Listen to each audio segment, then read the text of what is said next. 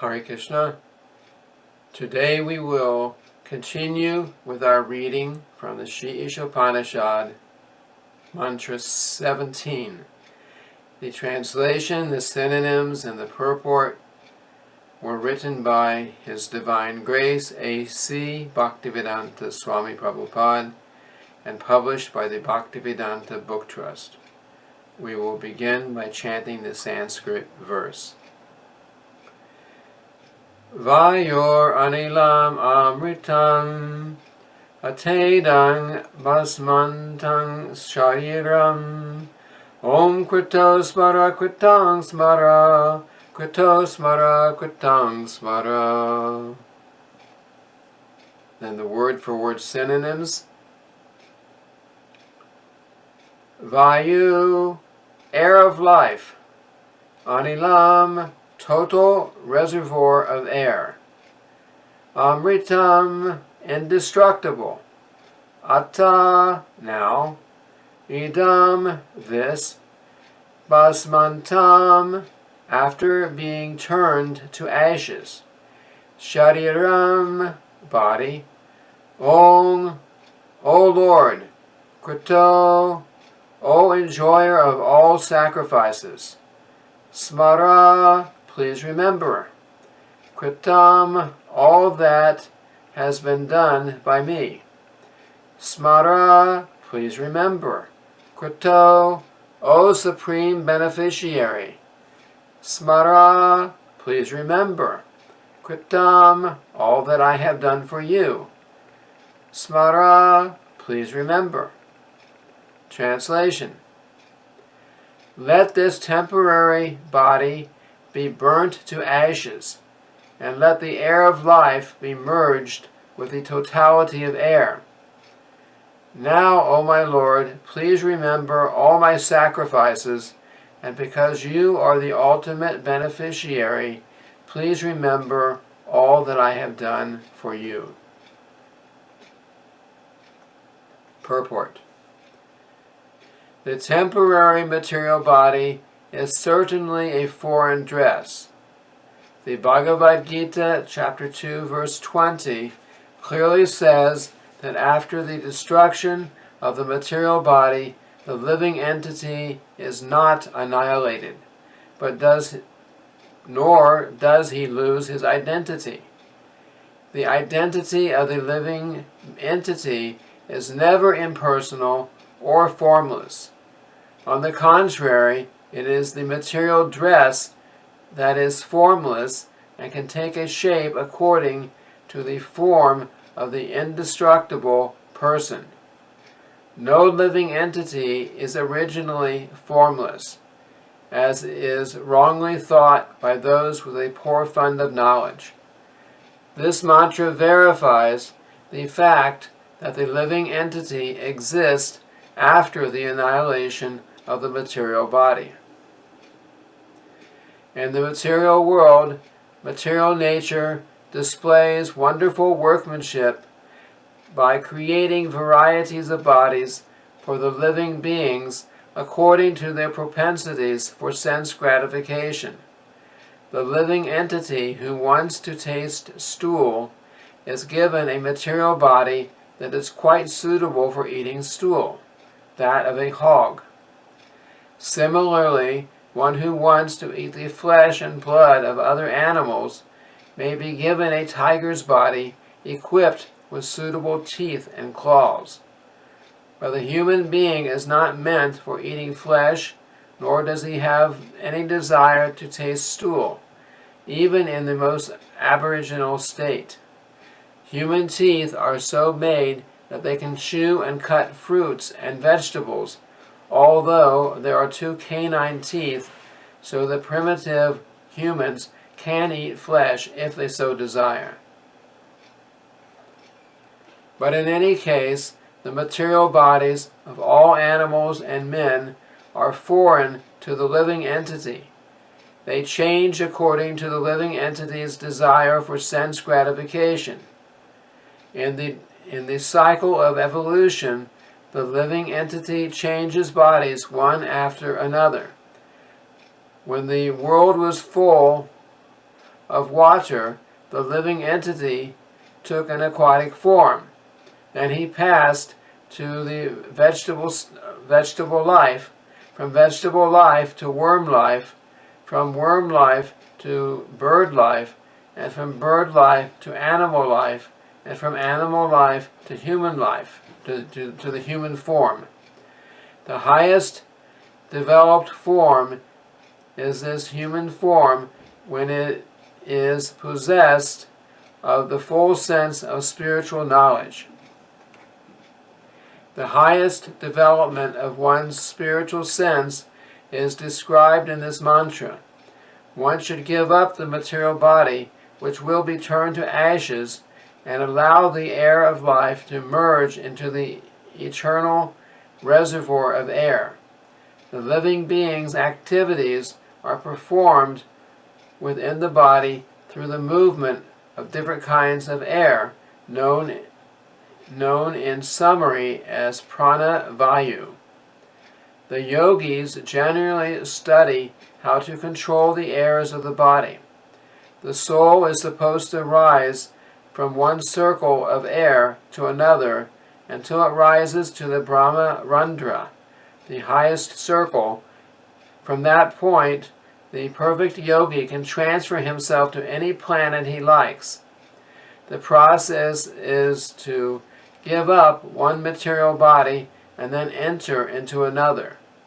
But the highest perfection of such changes occurs only when the living entity is able to give up the material body altogether, as suggested in this mantra, and enter into the spiritual atmosphere where he can develop a completely different type of body, a spiritual body, which never has to meet death or change. Here in the material world, material nature forces the living entity to change his body due to his different desires for sense gratification. These desires are represented in the various species of life, from germs to the most perfected material bodies, those of Brahma and the demigods. All of these living entities have bodies composed of matter in different shapes. The intelligent man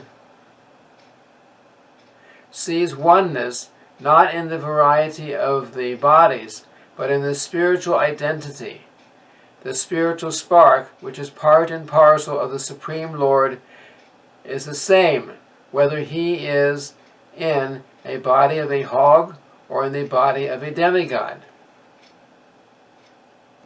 The living entity takes on different bodies according to his pious and vicious activities. The human body is highly developed and has full consciousness. According to the Bhagavad Gita, chapter 7, verse 19, the most perfect man surrenders unto the Lord after many, many lifetimes of culturing knowledge. The culture of knowledge reaches perfection only when the knower comes to the point of surrendering unto the Supreme Lord, Vasudeva. Otherwise, even after attaining knowledge of one's spiritual identity, if one does not come to the point of knowing that the living entities are eternal parts and parcels of the whole, one can never become the whole. One has to fall down again into the material atmosphere.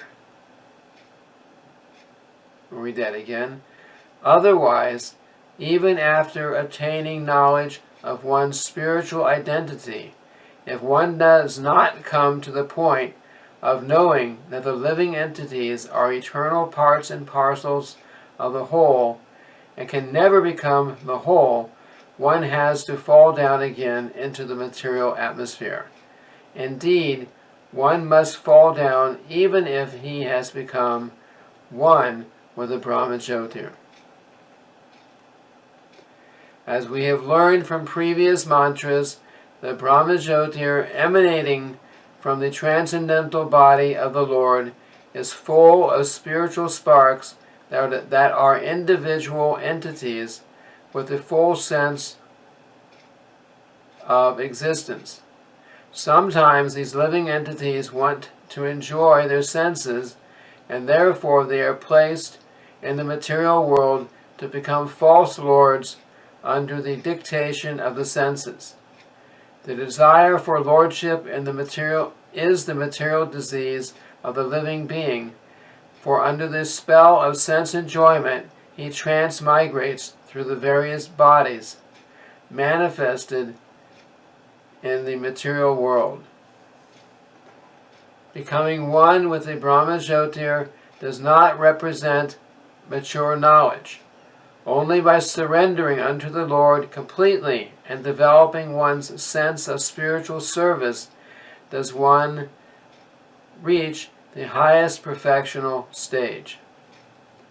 In this mantra, the living entity prays to enter the spiritual kingdom of God after relinquishing his material body and material air. The devotee prays to the Lord to remember his activities and the sacrifices he has performed before his material body is turned into ashes.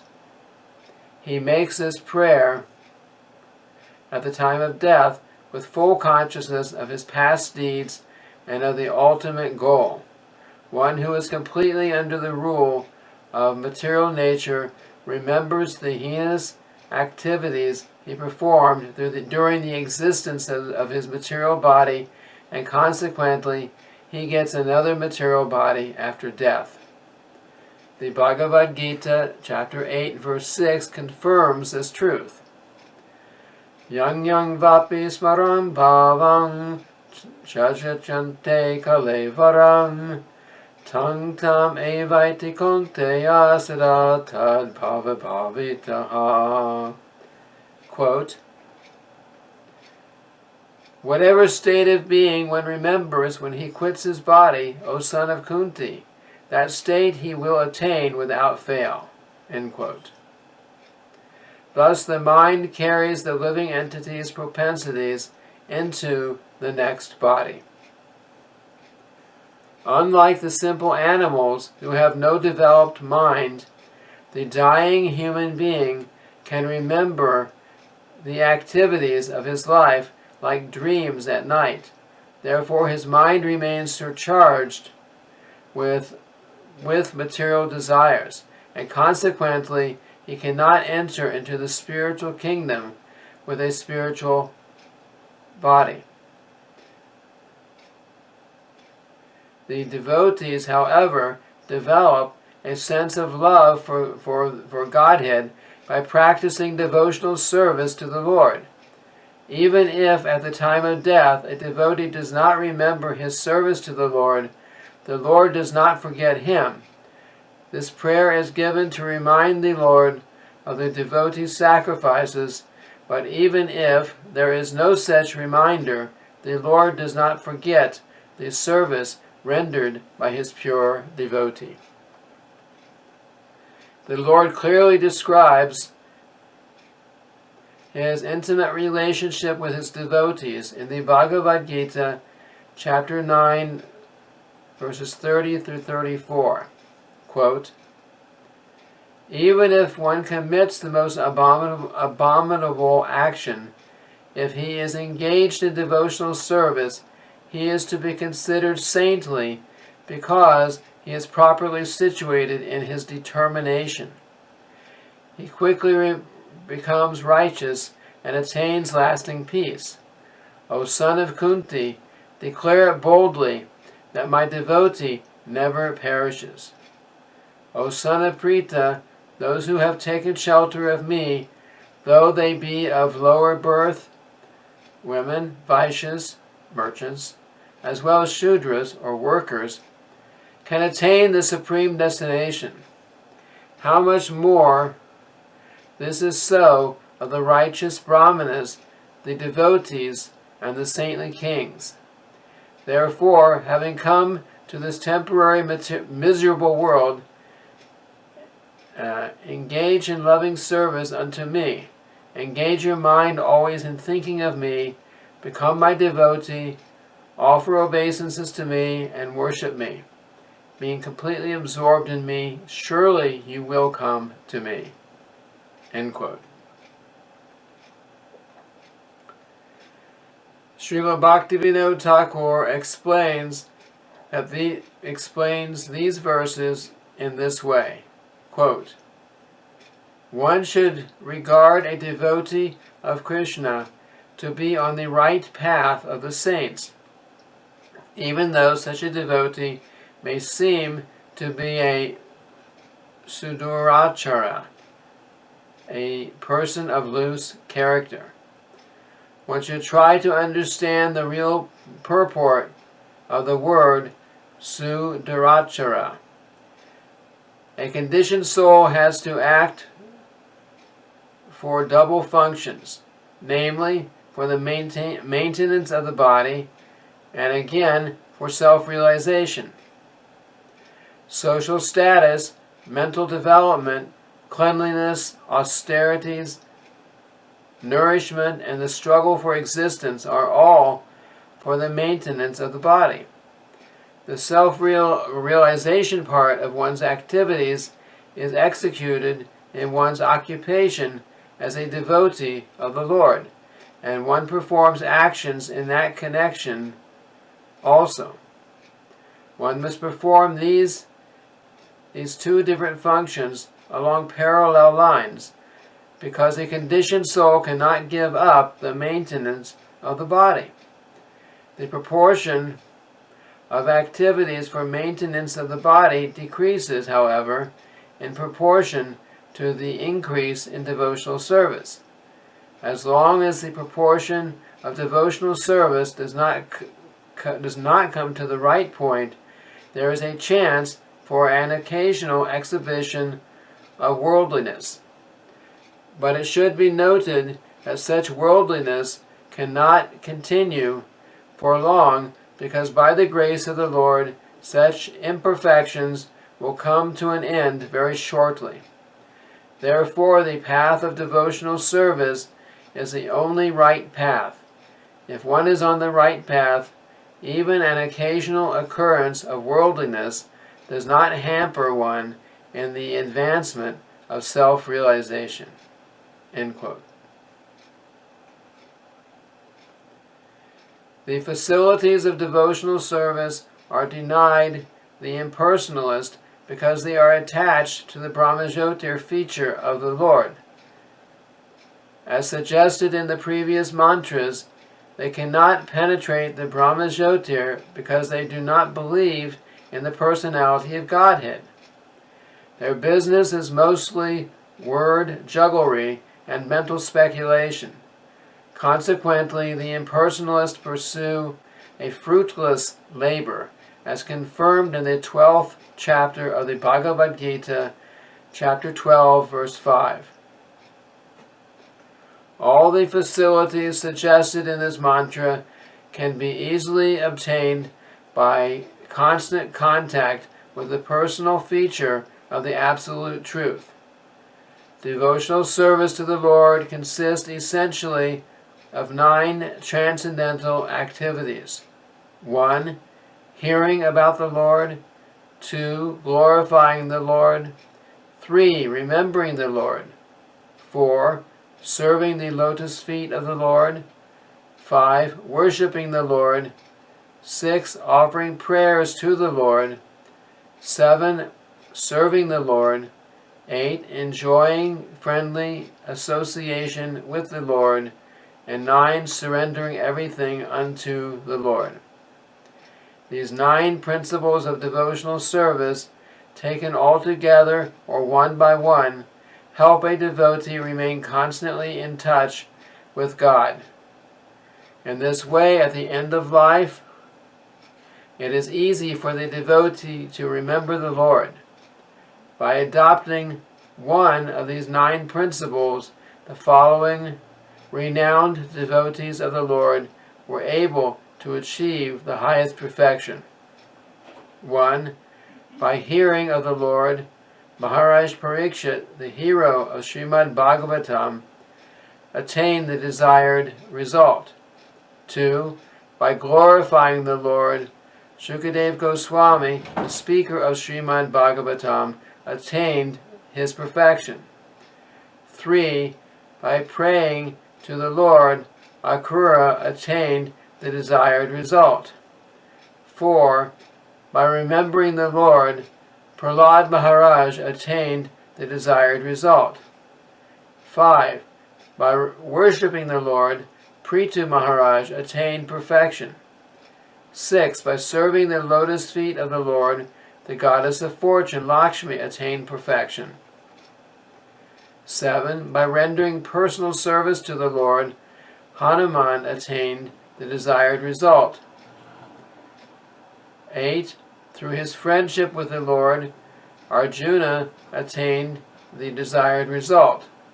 And 9. By surrendering everything he had to the Lord, Maharaj Bali attained the desired result. Actually, the explanation of this mantra and of practically all the mantras of Vedic hymns is summarized in the Vedanta Sutra and properly explained in the Srimad Bhagavatam. Srimad Bhagavatam is the mature fruit of the Vedic tree of wisdom.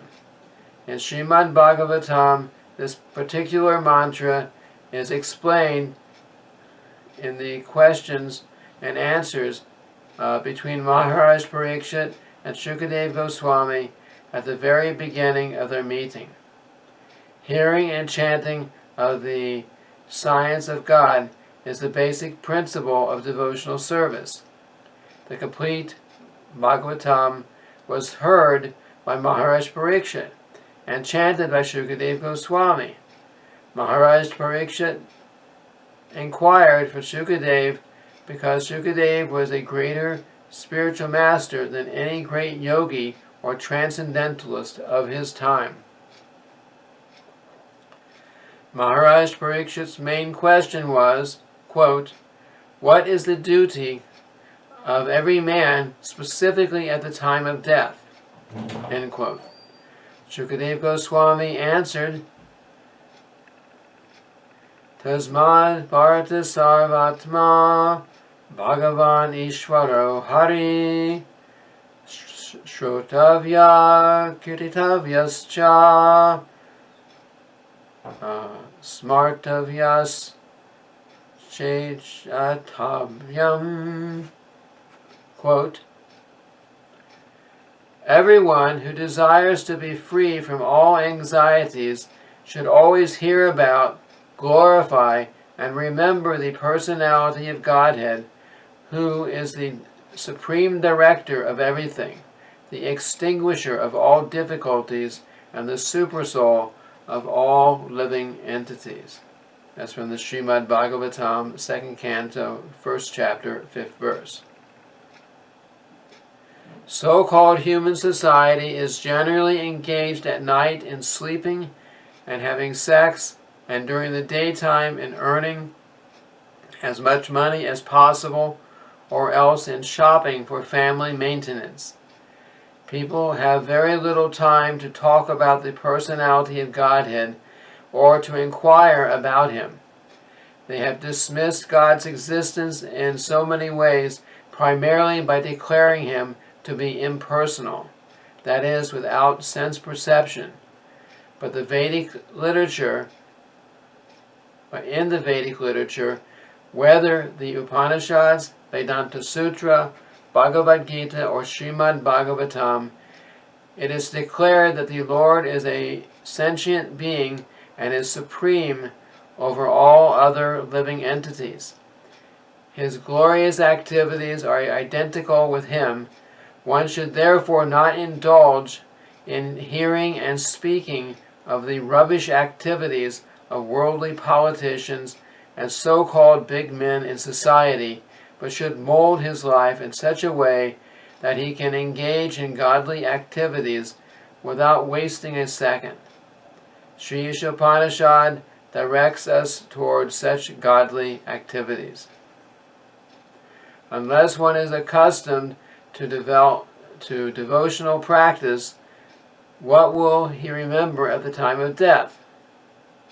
when the body is dislocated, and how can he pray to the Almighty Lord to remember his sacrifices?